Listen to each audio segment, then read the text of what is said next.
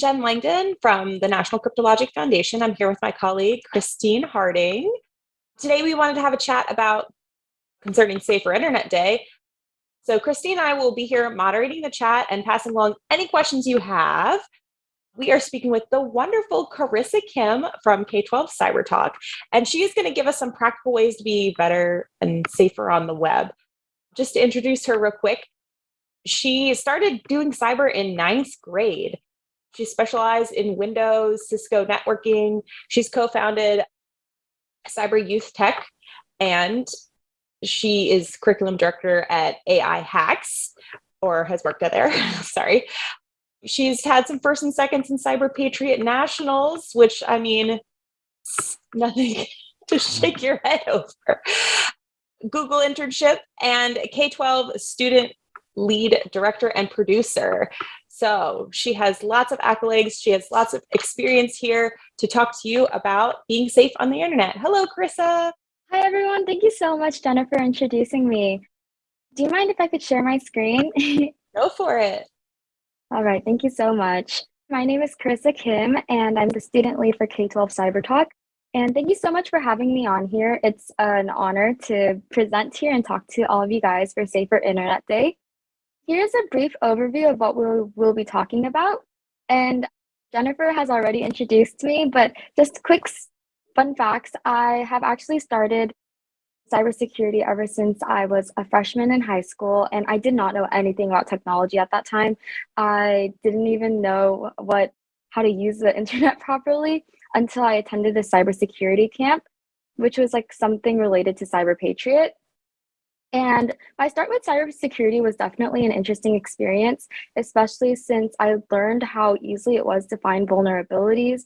And it's actually more simple than you think to secure devices, which is why I realized that cybersecurity is really important and everyone can learn it. And here are just like other things that I've done in regards to cybersecurity, such as attending Cyber Patriot competitions, starting different hackathons, and so forth. So I think one thing I realized is that no matter what background you have, even if you have none, it's definitely all right, because honestly, what matters is if you put in the effort to learn about cybersecurity, I think that you can do anything, especially since the beginning of my freshman year of high school. I did not know how to secure anything. I didn't even put passwords on anything. So now, why cybersecurity matters. So I feel like everyone here has a general understanding of why cybersecurity is important, but I would like to reiterate that there are 2,200 cybersecurity attacks every day. This nearly breaks down to one cyber attack every 39 seconds. And so I've been probably speaking about for like 2-3 minutes. This means that there's been already a couple of cyber attacks that has already happened just during the time that I've been just talking to you guys right now. Moreover, just a little more statistics. There are 95% of cyber breaches that are caused by human error. This means that we have the capability to prevent these human errors. It also costed $7.9 billion for ransomware attacks that the United States has faced. Moreover, 1 out of 5 files are not protected. This also goes back to a human error thing, meaning that we have the capability to protect these files.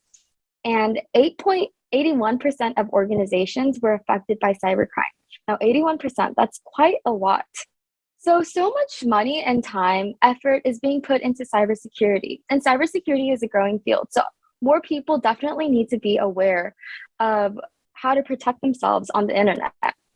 And once again, 95% of cybersecurity breaches are caused by human error, meaning that we have the capability to fix this. So I would like to show a small little demonstration.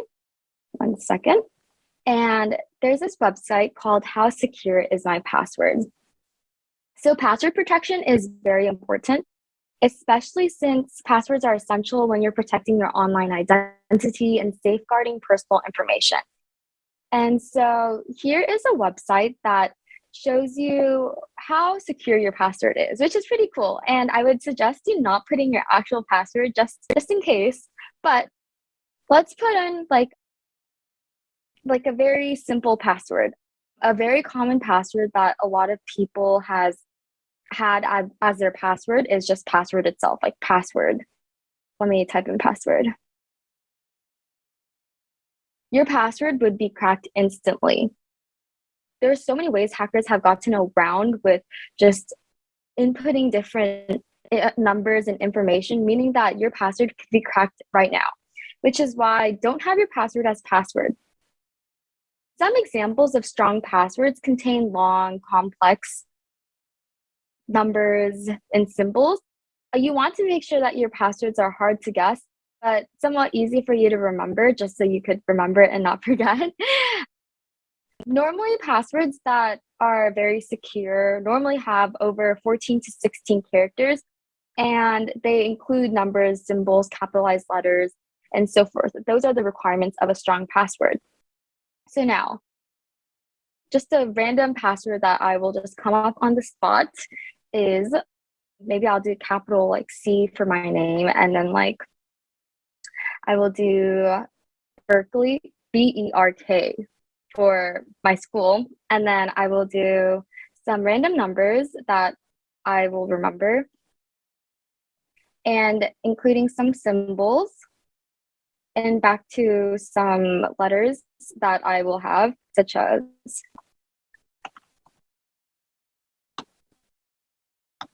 so I think I have 1, 2, 3, 4, 5, 6, 7, 8, 9, 10, 11, 12, 13, 14, 15, 16, 17 characters in this. And definitely you do not need that many characters, but somewhat ranging from 14 to 16 or even more is great, is really good. And as you can see, it'll take the computer about 93 trillion years to crack your password. So yes, if you just want to play around with this website, it's security.org/how-secure-is-my-password, and it's a fun way to test if your password is actually truly secure. And you want to avoid getting the red background like this, not like this, but like this, like the instantly one. 1 out of 5 files are not protected. So this also goes back to password protecting and social engineering. So I wanted to do a quick social engineering exercise as well too.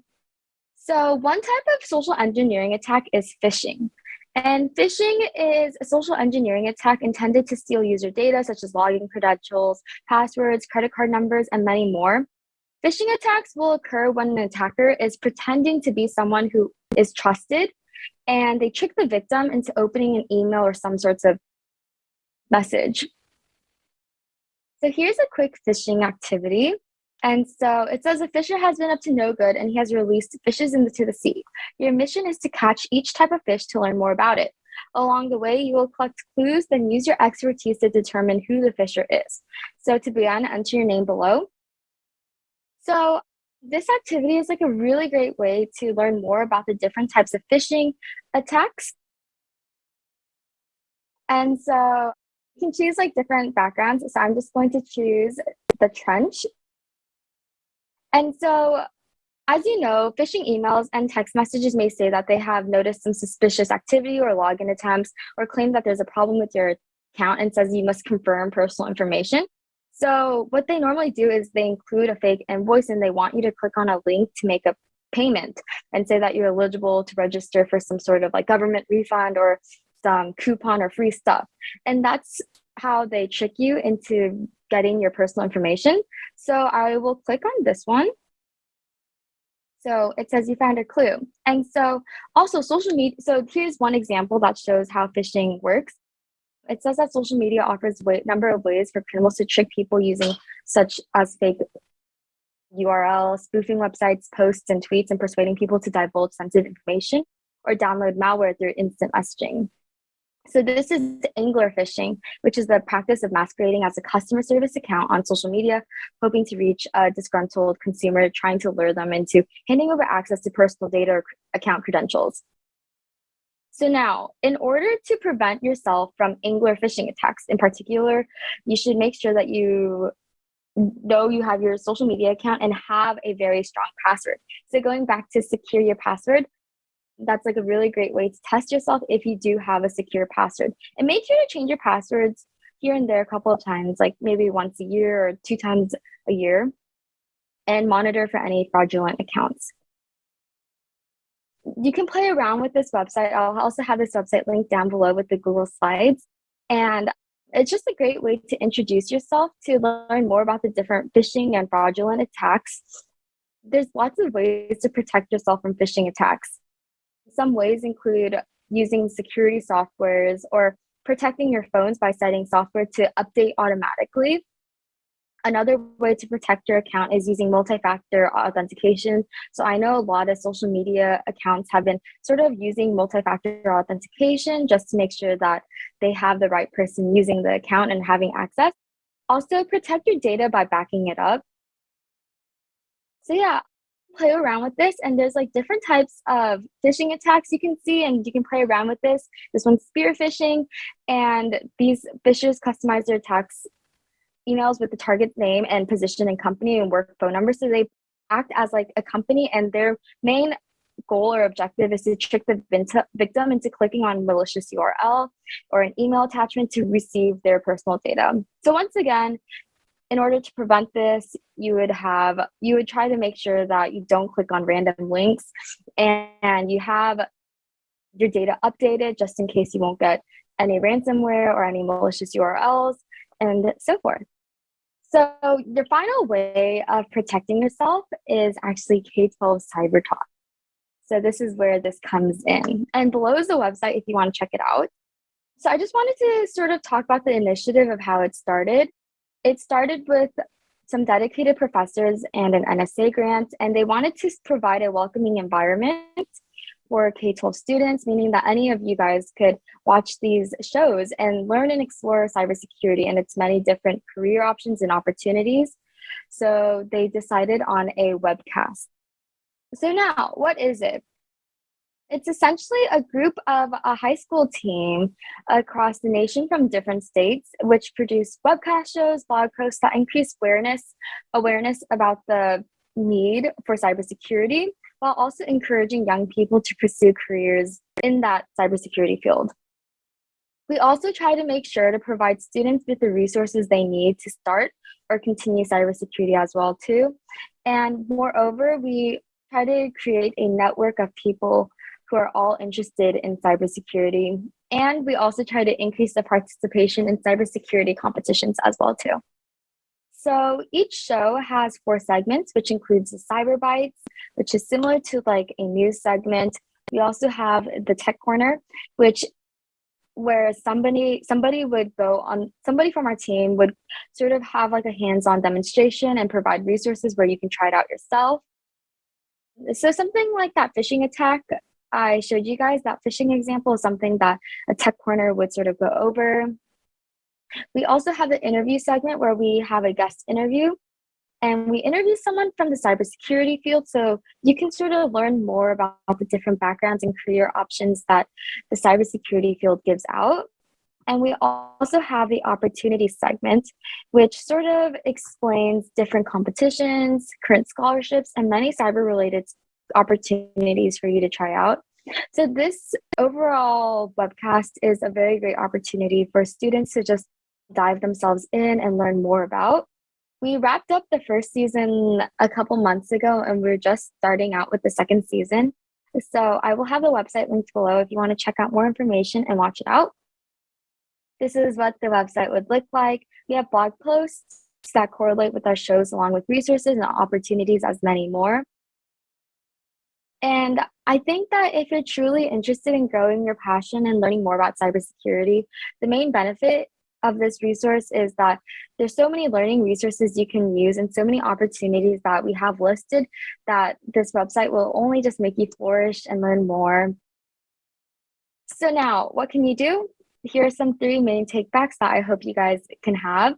Make sure to have a very strong password. Passwords are essential in your daily lives, and just hopefully you guys use 14 to 16 characters. Make sure to include capitalized letters, lowercase letters, a variety of numbers and symbols as well too.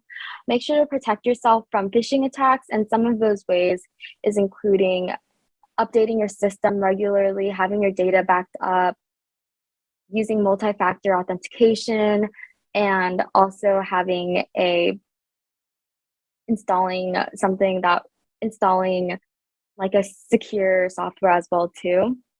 And your final resource is K-12 CyberTalk, where you can just learn more about cybersecurity and so forth. Once again, you can go on this website and complete the hands-on demonstrations available on the website to stay up to date with all the recent cybersecurity news and try out all the opportunities. And thank you so much. This is the end of my presentation. If you have any questions, feel free to add them on the chat. One website I signed in on, I could not make a password longer than 16 characters.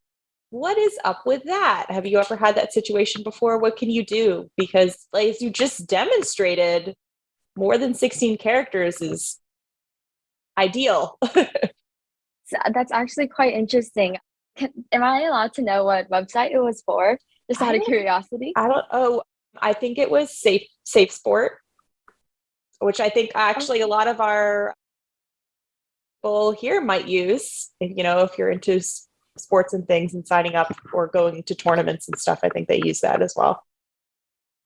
Oh, okay. So I know that it would be ideal for someone to use a very lengthy password, but I'm pretty sure that it probably has something to do with probably the website or the company itself. I think that they just have a limited password restrictions, because I've heard of that, where certain companies have password restrictions, and it's interesting to see that they limit it to 16, but I think if you just try to still make sure you have a complex password, including numbers and symbols and lowercase with a variety of lowercase and uppercase letters, I think your passwords will be very difficult to be cracked. Yes. Right. Yeah, because even I think 15 characters could be, as you showed, still really difficult, I guess. Yeah. I just started thinking about that the other day because I was thinking about our chat. I knew we'd be talking about passwords. Right. I hope they offered two-factor authentication, because I know a lot of companies have been starting that, and that would honestly make it very hard for any hacker to get in through. Well, I mean, it's doable, but yeah, difficult. but some companies also offer the one-click sign-on. I didn't even need to enter my password. All I need to say is, oh, here's my email. Mm-hmm. So what if my email password is not very secure, right? So this goes back to what you said about having a really secure password, because they get in your email, they can get everywhere. Exactly. Yeah, they really can. I remember when Yahoo had a huge I just know that he had a huge cyber attack, and a lot of Yahoo accounts got their passwords exposed, which was a terrible thing for Yahoo. But yes. Yeah. That's the worst. That's definitely a situation you don't want, which is why you said to change your password frequently, right? Mm-hmm. Yes, definitely. Oh, also, I know since we have some high school, middle school students here, I just wanted to quickly touch upon something really quickly. And so, I think that just one really quick thing is that, especially if you're a middle school or high school student, I honestly urge you guys to take any cybersecurity related opportunities that you can, whether that includes competing, because I think the only way for you to truly learn and develop your skills is when you actually compete and do the hands-on part of the competitions. So one particular example would be Cyber Patriot. I think Cyber Patriot allows you to learn about the different types of operating systems and allows you to sort of get your hands sort of dirty with all the vulnerabilities. And I think it's a really great way for you to learn more about, it's not definitely what industry cybersecurity is really like, but the fundamentals are covered there, where you sort of have a better sense and better understanding of what cybersecurity is really like. And honestly, I think that that's sort of what made me start my cybersecurity career. It's my very first competition in my freshman year. So I definitely recommend if you could sort of just get your hands dirty and just sort of try out different cybersecurity competitions. There's so many hackathons. And not only is the learning aspect just such a valuable part, but you meet so many people who are interested in the same field, who want sort of different things. For example, I'm very much interested in cybersecurity, but I'm also interested in law. So I really want to go into cybersecurity tech law, right? And so I think that there's so many people that you meet that it's a really great networking opportunity that who are all interested in cybersecurity, but it might be different in different aspects. Moreover, I think that, I mean, that's also a really great aspect as well too, like great part, the networking. Another great thing is that a lot of people are encouraging people to learn more about cybersecurity. So there's so much money and time and effort being pushed in for students like all of you guys to learn more about cybersecurity. So the prizes and the awards are also a great thing as well too. For example, Cyber Patriot, they will fly you out to Baltimore, Maryland to compete, and not everything is not just that, like the entire trip is all expense paid for, but again, you meet so many great people, mentors, and alumni where just the entire experience is just phenomenal. And I would honestly recommend you guys to just dive in and compete as much as you can. Was that your first introduction? You said that you were introduced to cyber when you were a freshman. So was it that you were encouraged by a teacher or a friend to start to participate in some cyber activity, whether a class or a competition? Who suggested or who brought it to your attention when you were a freshman? Okay, so like that's a really great question. Okay, so I actually like for my freshman year before entering, I like didn't really have like any clue what like technology was, right? Like I just used it to like just for fun. I wouldn't really think much of it. And I remember my mom receiving an email from my cyber security coach, like high school coach at that time. His name is Mr. Stubblefield. And he like sent out a blast email saying like cyber camps. And my mom was just like, oh, is this something you'd be interested in? And I was just like, I'm not sure, like, I guess, or I wasn't like really like, I just didn't really know what exactly it was. Like, I had no idea what cybersecurity was, but I was just like, oh, I guess I'll just try it out. I mean, like, it's the beginning of my freshman year. So I attended the Cyber Patriot summer camp during the summer before I entered into ninth grade. And I was like, my mind was blown. I was just like, wow, there's so many vulnerabilities and there's like different ways that I can secure them as well too. And then after the summer camp, I was just like, wow, that's like a lot of fun, but like, I think it's okay. I'll pass. I was like, I want to try out for the girls basketball team. And then I tried out and I did not make the team. And I was like really sad, but that's okay. Cause it turns out that rejection like is redirection, right? And so I tried out for the school's cybersecurity team and I worked extremely hard and I made it. And I attended all the practices and I studied a lot. And I think one thing led to another. My freshman year, my team placed second at Cyber Patriot Nationals in Baltimore. And I was just like mind blown just because like I realized that I put in all this hard work and effort. And I think that it sort of clicked. I was just like, wow, if I put in that much hard work and effort, I think that I will be able to do well like leading up to it. So I just also realized that teamwork is super important as well, especially in team competitions like Cyber Patriot, where it's like a team group effort. Like you need each other, you need to support each other, and like the entire team has to work well. Like the synergy has to be there as well too.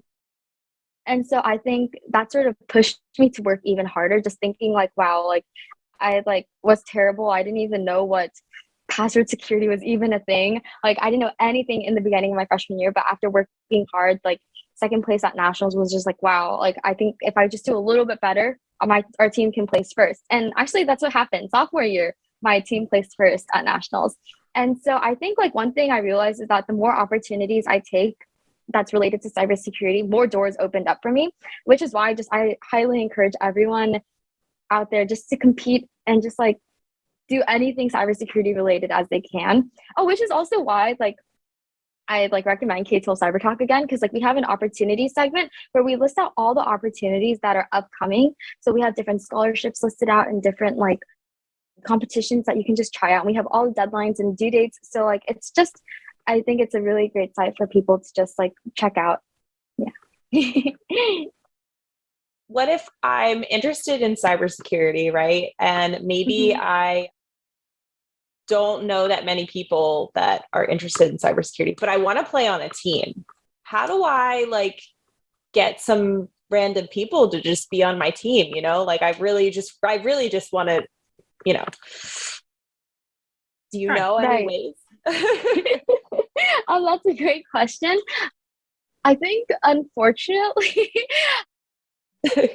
I think that like for like competitions, like Cyber Patriot will require like a team mentor and coach. So I recommend like finding a coach or mentor first. And so I think that's what I'm sort of lucky about. Like during high school, I think Mr. Stubblefield really, he was my high school coach at that time. He really pushed for cybersecurity, and he tried to make sure that we had access to those cybersecurity opportunities. So I think the first thing would be is finding like a coach or a mentor. And I know there's other competitions that don't require like a coach or a mentor, like NCL, National Cyber League, which is like a great way for you to compete as well too. But you don't really need like a coach specifically. Also, my younger brother, I just wanted to say he's a couple of years younger. And in middle school, I was like telling him like, oh my gosh, I'm doing cybersecurity. And I guess like he wanted to get on that wave as well too. So he was like, I want to do cybersecurity too. But at his middle school, he went to a completely different middle school than me. And we went to different middle schools, and he was just like, there's no cybersecurity there. And so he would look around for different schools that offered cyber patriot and cybersecurity, and they would accept him, and they took him on as his team. And so I think that's just like one sort of unfortunate thing, is that you would have to do the looking yourself. You'd have to find like a coach or a mentor first, or different schools that do offer it. And then that's where you can meet a lot of people as well too. And so forth. Yes. That was a good response though, because I'm sure there's lots of, people out there that are in their own school, and just like your brother, Right. they don't have resources to cyber, and they really want to get involved. So that's awesome.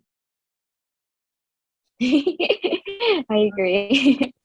Or Clarissa, anything that you may have forgotten or just want to kind of reiterate again for the importance? I know that passwords are a big thing.